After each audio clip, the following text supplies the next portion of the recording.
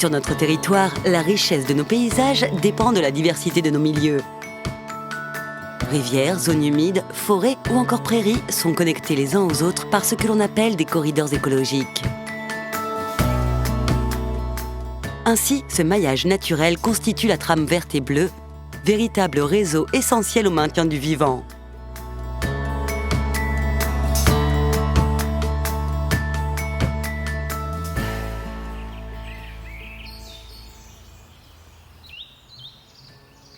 Donc là, vous aviez une ancienne rivière, l'Hermance, qui dans les années 65-70 a été complètement canalisée pour gagner du terrain agricole. Cette problématique a accéléré le débit en période de crue et provoqué des inondations sur le village de Vigy. Pour les rivières, les aménagements anciens ont trop souvent cherché à contraindre leur dynamique au détriment de leur bon fonctionnement. Mais aujourd'hui, c'est un travail de renaturation qui permet un retour des fonctionnalités de ces continuités écologiques dont l'homme redécouvre les bienfaits. Alors je ne sais pas si c'est des souvenirs qui m'ont amené après à penser comme je le pense aujourd'hui, mais j'ai vécu à la confluence du Borne et de l'Arve. En bordure de l'Arve, les inondations, je les ai connues, je les ai vues. Et je pense que quelque part dans ma construction citoyenne derrière, je crois que ça a eu une influence. Tout naturellement, on a remis au goût du jour le fait que la rivière doit avoir son espace de fonctionnement et il faut lui redonner de la dynamique et de l'émancipation en même temps, de manière à pouvoir endiguer ces fortes crues et trouver des moyens de manière à allier aménagement, habitat social humain et en même temps la protection de la biodiversité. Donc c'est tous ces paramètres qui nous ont amenés à travailler sur de la renaturation.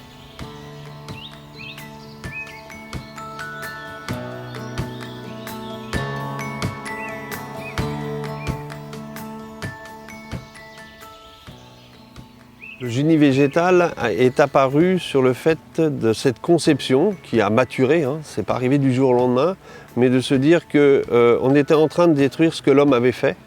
Donc comment faire pour que dans quelques années, ce soit la nature qui ait remplacé le travail de l'homme?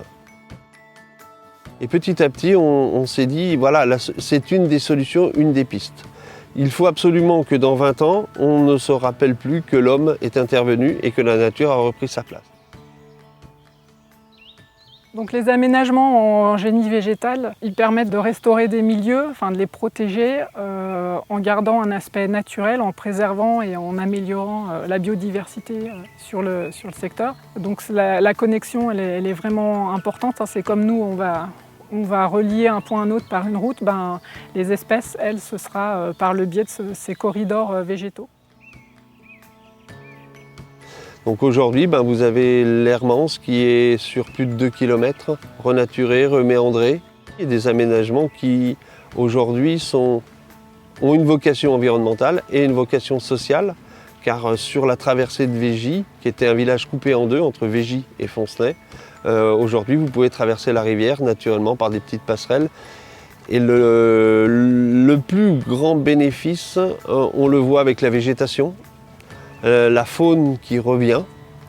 Alors en termes piscicoles, c'est plus compliqué parce qu'on a tellement travaillé les sols qu'il faut du temps. Je crois qu'il faut laisser le temps au temps pour que la nature aussi reprenne ses droits.